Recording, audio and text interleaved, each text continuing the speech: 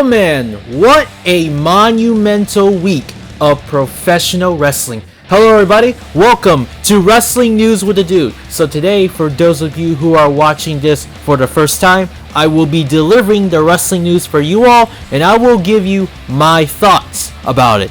So, before I start talking about it, I would like to say thank you, Grim, for a promo code on SeatGeek where you can save the amount of money to buy tickets to any event you want to go. You can go to any event like hockey, football, basketball, baseball, other sports, Broadway shows, concert, or even a wrestling event like WWE or AEW.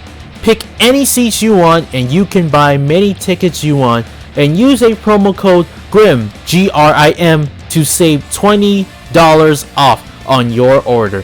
And that's how I bought my ticket to the first AEW Dynamite televised event, where I can sit in the best seat in the house.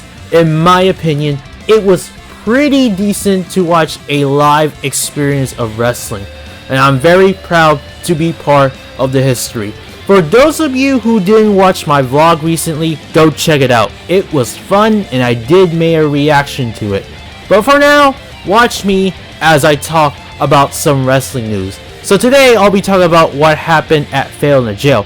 As you may know, every match on this card contested inside the steel cage except for the pre-show. We kick things off with a triple threat match for the GTS Championship. This match only ruled as escape only. Shamar successfully retained the GTS title. I gotta be honest, not a bad start. We also had a tag team match for the GTS Tag Team Championship. The Legends of New Jersey, Jake Cage and Jay Evans, retained the tag team titles. I'm surprised that Grim picked Francesca as the referee for the match. At least she was very fair and impartial for this match. Both Jay and Jake were not done yet, as these two wrestled separately in a singles match or one-on-one inside the cage against different opponents. Jay Cage fought in a match against TITO the Clown. TITO won and still remains undefeated. Kurt Bale successfully defeated Jay Evans. I gotta be honest, the best highlight of this match was when Jay Evans hits with the sunset flip, followed by Kurt Bale's finishing move with the knee strike. As you may know, Kurt is going to have to go through every single member of Legendary if he's willing to face Grim in a match that we have seen so many times in GTS Wrestling, even in 2019. Just like when John Cena fought with Randy Orton a lot of times. Honestly, I thought we were done watching Grim versus Kurt Bale. Last time we saw these two fight was in a hardcore match, was 4 months ago. And now we're probably going to see these two fight again before the end of 2019. Next, we had Hollywood Hooligan, who beat Rey Mysterio and successfully retained the GTS Legendary Championship. We also had a random Fail in a Jail match between two men with gimmick infringement. Yep, you heard me. Two men with a gimmick infringement. We had Kid Badass dressed up as The Undertaker taking on Zach Valor dressed up as Zack Cena. Seriously, why bother having someone infringing wrestlers' gimmick? It never works and it never will. Okay, let's move on. Yeah, who won? Oh yeah, Undertaker won. Yeah. Anyways, Soda Pop Smith surprisingly managed to beat Dominic Trucks after he hit with a swanton bomb from the turnbuckle. Yeah, idolized by Jeff Hardy himself. So yeah, it was not on the top of the cage, sadly. Also, speaking of Jeff Hardy, I just can't believe that he got arrested again, twice in a row. But this time, he got a DWI. I mean, surprisingly, WWE isn't going to fire him because they'll be scared that he's going to end up going to AEW. So we had a ladder match for the GTS Intercontinental Championship, which Roman Reigns successfully retained the IC title.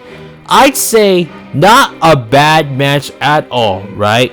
However, again, No need to have someone to look like a WWE superstar wannabe, no offense.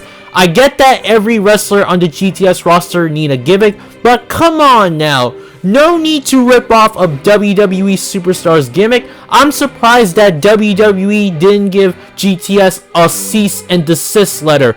Remember when WWE gave the Bullet Club, or should I say all the members of the Elite 2 years ago? Yeah, the one when the Elite invaded Monday Night Raw, and it happens when they use a too sweet gesture, who ended up getting a letter from WWE. I mean, if the GTS roster actually does the same thing, well, it could be worse, who knows?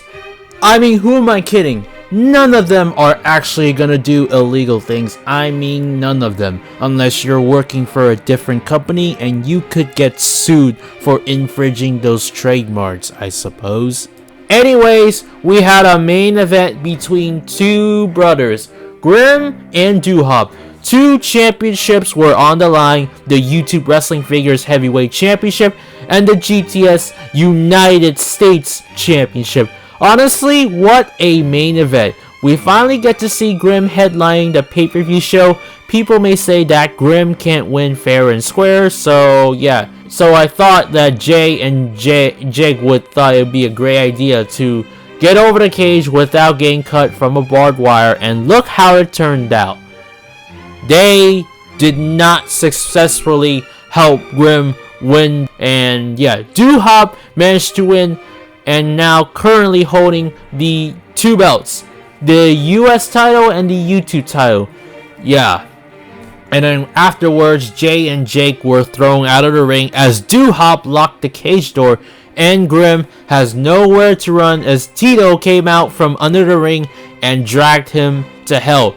Thus, we will see these two fight off, most likely at Clown.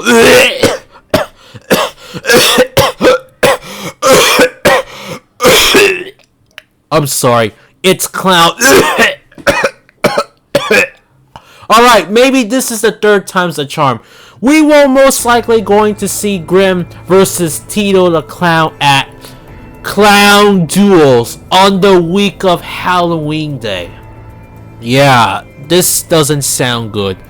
Jesus Christ, these two words are just as dangerous as WWE's Crown Jewel. Well, not really. After all, at least GTS Clown Duel wasn't even a curse, to be quite honest. But seriously, I get that clowns are needed for views, but come on, it happens every year. We have a storyline that involves clowns. I mean, seriously. Let me know in the comment down below. Are you a fan of watching a storyline that involves clown? I mean, for me, I honestly like the clown storyline from 2016 and 2017.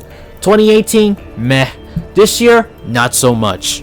As for GTS Fail in a Jail, well, honestly, I like 2017 better than this year. Overall, what a pay-per-view show. Ending with a cliffhanger. And that is what you call impressive. Let me know your thoughts in the comment down below. And what do you think of GTS Fail in a Jail? Do you think it's good? Do you think it's bad? Let me know. And tell me which one was your favorite match at Fail in a Jail. And that is all I have for GTS Fail in a Jail. Last thing I want to talk about before I go off the air. We have 4 scheduled matches for WWE Hell in a Cell this year, sadly. And I get that we had like a season premiere last week, and I don't know why they aren't hyping up that much for the next pay-per-view. So, we have Bayley versus Charlotte Flair for the SmackDown Women's Championships. Why not make some prediction, actually? I'm thinking that Bayley is going to remain as the SmackDown Women's Champion. And we have a special tag team match, Daniel Bryan and Roman Reigns versus Eric Rowan and Luke Harper. And I'll be quite honest, I think Eric Rowan and Luke Harper are going to book very strong. So they're probably going to win this one.